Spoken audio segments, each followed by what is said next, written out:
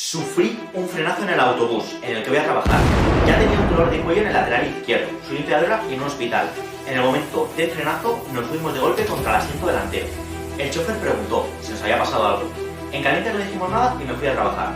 Días después he empezado con mareos, vómitos, no puedo mover bien el cuello, ni al levantarme, ni al estornudar, ni al girar. ¿Crees que puede ser un latigazo cervical? Y si crees que debería hacerme alguna prueba diagnóstica, porque lo único que me han puesto es diazepam 5 miligramos, media pastilla 3 veces al día y no lo tiene cada 6 horas. ¿Es recomendable que vaya a un fisioterapeuta sin saber qué es lo que tengo? Bienvenidos, bienvenidas a un nuevo vídeo en el que hoy, aprovechando una de las consultas que hemos tenido estos días, vamos a hablar sobre uno de los temas, sobre una de las lesiones tal vez más incapacitantes que suceden en el cuello, que son los latigazos cervicales, también conocidos como whiplash. Supongo que algunos de vosotros o de vosotras os habréis podido sentir identificados con este mismo paciente que nos ha transmitido su caso en concreto, y es que además, tal y como nos lo has descrito, es de manual, ¿vale? Vamos a empezar definiendo qué es el latigazo cervical, también conocido como whiplash. Pues bien, el latigazo cervical es una patología en la que cursa con espasmos de la musculatura cervical, sobre todo asociados a un movimiento brusco de flexión y de extensión del cuello. ¿Cómo se produce este mismo hecho? Lo vais a entender súper bien y de verdad, si habéis pasado por un proceso como esto, seguro que os sentís identificados.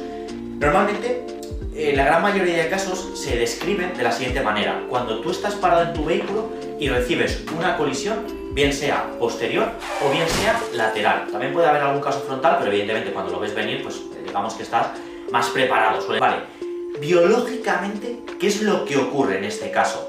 Que cuando nosotros sufrimos ese impacto, automáticamente, pondremos alguna imagen o algún vídeo por aquí por la pantalla, el cuello se adelanta hacia adelante. Cuando sufrimos ese impacto, nuestra tendencia es la de irnos hacia adelante.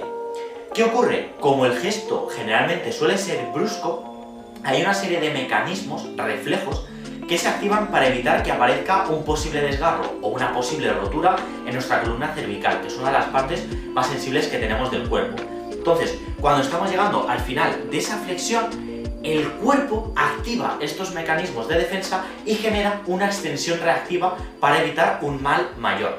Si más o menos tenemos en mente el movimiento de un látigo, es lo que suele suceder cuando tú lo lanzas hacia adelante y automáticamente retiras hacia atrás. Ese golpe, ese chasquido que da es el símil que solemos utilizar para determinar si aparece o no aparece un latigazo cervical. Bien, una vez que sabemos que este es el mecanismo lesional generalmente, y como os comentaba hace poquito, puede sucederse por norma general en el vehículo, ¿vale? Como nos comentaba esta chica, cuando vas en el autobús, un frenazo fuerte, en el metro, en el tren, en cualquier elemento, evidentemente, que lleve cierta velocidad y que te pueda generar ese impacto. Incluso, fijaros, me atrevería a decir que en un patinete eléctrico se puede llegar también a producir esta lesión si, pues eso, tenemos algún imprevisto, algún giro medianamente brusco. Vale, ¿cómo se determina? Porque esta misma chica nos comenta si sería recomendable hacer una prueba diagnóstica.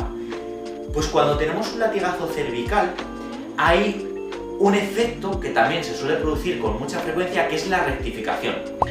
Esto vamos a detenernos un minutillo para poder explicarlo bien. Nuestra columna, sobre todo en una vista lateral, forma tres curvaturas. Primero, una lordosis cervical que tendría esta forma, tendría una forma de C, de Cantabria. Automáticamente, si bajamos un poquito más en la región dorsal, ¿vale? Más o menos desde la clavícula hasta el inicio de las lumbares, pues sería la duodécima costilla, tenemos una cifosis dorsal que tiene forma de D, para volver a terminar con una lordosis lumbar. Esto porque es así, ¿vale? Y tiene un componente estructural que es el siguiente. Al estar distribuida la columna de esta forma y no directamente como una barra recta, ¿qué es lo que ocurre? Que puedo distribuir mejor las cargas, ¿vale? Esto ya los romanos lo utilizaban en su época y mirad, vamos a aprovechar por aquí, vamos a poner cómo es una columna y cómo eran los arcos romanos, para entender perfectamente cómo esa distribución de cargas se genera mucho mejor con esta estructura que con otra. Pues bien, con el latigazo cervical, cuando toda esa musculatura se espasma para proteger a nuestra columna cervical de una posible lesión mayor, se suele producir que esa C se empieza a convertir en una I, empieza a rectificarse. Es como si tuviéramos una tubería y tiráramos tanto de la base como del extremo superior. Esto normalmente suele producir que esa rigidez del cuello. Y es un síntoma muy característico cuando pues, venís a consulta, ¿no? O nos pedís alguno de los servicios de fisioterapia a domicilio, que son pacientes que suelen ir con collarín, que suelen... yo esto me gusta muchas veces incluso llamarlo el síndrome de los retrovisores. Es decir, el espasmo es tan grande que me cuesta mirar por los retrovisores y pues es bastante gráfico, ¿no? Esto en una radiografía se suele ver bastante bien. Es verdad que una vez que tenemos esa rectificación, el pronóstico no suele ser tan favorable. Vamos a pasar también un poquito a hablar de cuáles son los síntomas asociados al latigazo cervical. Por un lado, el dolor está presente, lógicamente, nuestro cuerpo ha sufrido un estrés bastante grande y ha generado lo que se vendría a denominar una contractura bastante grande, incluso me gusta casi más llamarlo espasmo que contractura porque ya se genera un bloqueo, es como si nos hubiera saltado el airbag del cuello automáticamente para evitar que nos pudiéramos romper. Pero también, como les decía esta chica, hay una serie de síntomas asociados que son muy característicos.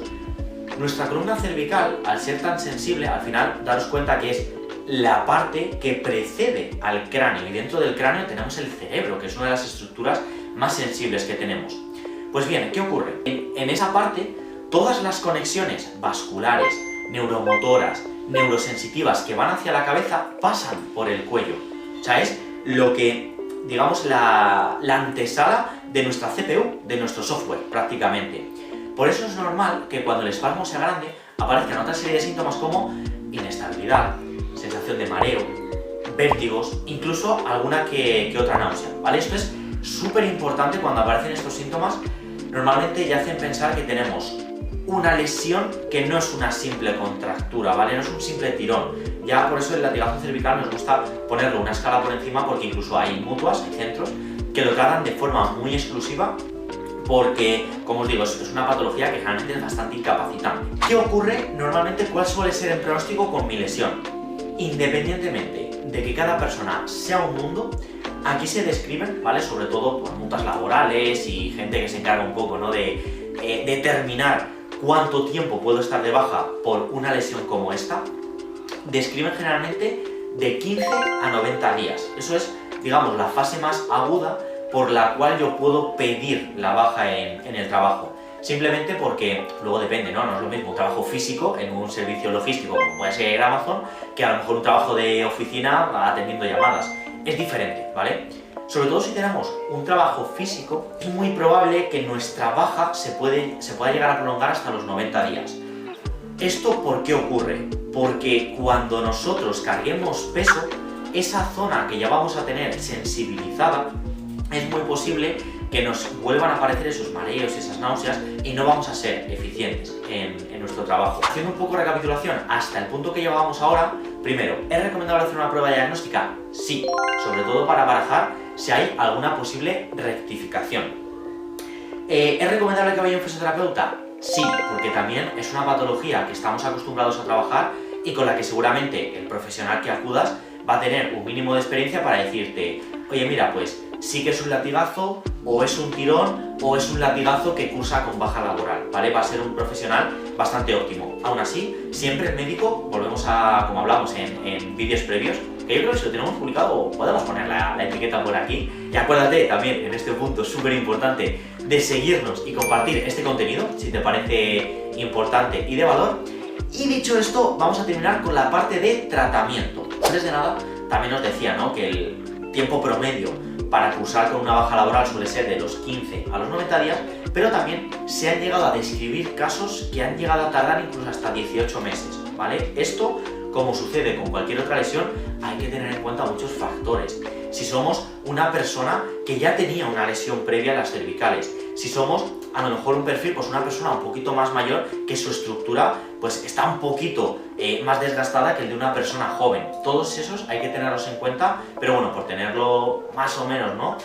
Casos que hayamos trabajado nosotros, normalmente entre los 3 y 6 meses llegan a remitir por completo. Ojo, hay algunos perfiles muy optimizados que incluso a las 2 semanas se han olvidado de su dolor, ¿vale? Aquí no podemos individualizar cada caso, pero que sepáis que más o menos baja laboral de 15 a 90 días tiempo medio de recuperación vamos a establecer, pues eso, entre unos 3 meses, más o menos, dependiendo de la clínica y de los factores que acontezcan a nuestro paciente individual. Nos metemos en la parte de tratamiento. ¿Qué es lo que podríamos hacer?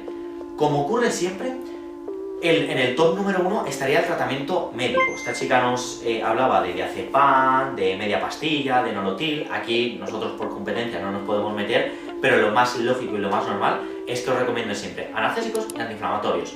¿Para qué? Para reducir la sensibilización y la irritación que haya sufrido nuestra columna cervical. A partir de aquí, ¿cómo sería el tratamiento en fisio? Primero, de todas las herramientas que podamos tener, terapia manual, punción seca, cupping, vibroterapia, ultrasonidos, yo recomiendo que en una primera etapa trabajemos esa sensibilización. Si tenemos una técnica un poquito más agresiva, como pueda ser la punción seca, que es invasiva, o como pueda ser una sesión de fisioterapia deportiva, puede llegar a ocurrir incluso que debido a la alta sensibilización de nuestro paciente genere un efecto adverso, ¿vale? Daros cuenta, el cuello está buscando protegerse y si nosotros, por decirlo de alguna manera, ¿no?, le metemos mano de forma un poquito más intensa, a lo mejor nuestro cuerpo actúa como si eso fuera una amenaza. Como primeras técnicas, yo aquí prefiero apostar por algo un poquito más conservador, una fisioterapia, a lo mejor una terapia manual un poquito más relajante, hacer un poquito más de cupping, trabajar incluso con algo de termoterapia, aplicar calor local, bien sea con una manta eléctrica, bien sea con infrarrojos, utilizar incluso electroterapia del estilo, pues un TENS, una corriente que pueda en primera instancia empezar a reducirnos la irritación y la sensibilización. Pasada una semana, 10 días, si el paciente evoluciona favorablemente, podemos aumentar y ya empezar a trabajar más concretamente el trapecio, los suboccipitales, el oblicuo mayor de la nuca, el esternocleidomastoideo. Podemos perfectamente, ya podemos empezar a hacer un trabajo más específico en ciertas zonas del cuello e incluso ¿no?, empezar a hacer un trabajo de movilización articular, volver un poco a intentar devolver la curvatura normal, ese arco romano del que hablábamos al principio versus la rectificación. Evidentemente esto también pues,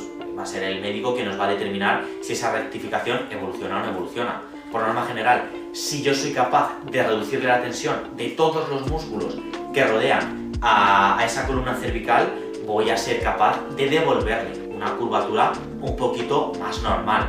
Que no, pues se puede seguir trabajando con otro tipo de técnicas. Y por mi parte, chicos, hasta aquí el vídeo de hoy. Queríamos sacar un poco este tema que consideramos que es bastante importante. Si alguna vez te ha pasado o quieres dejar tu caso clínico en comentarios, lo tendremos en cuenta para poder sacar más contenidos.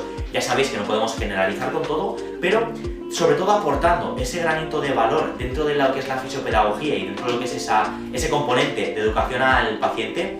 Espero que os haya servido. Si tenéis algún latigazo cervical o habéis sufrido por alguno de ellos, recordaros que podéis descargaros también la aplicación gratuita de ejercicios y estiramientos, que vais a tener también el enlace en la descripción. Y por mi parte, no mucho más. Nos vemos en próximos vídeos. Un abrazo fuerte.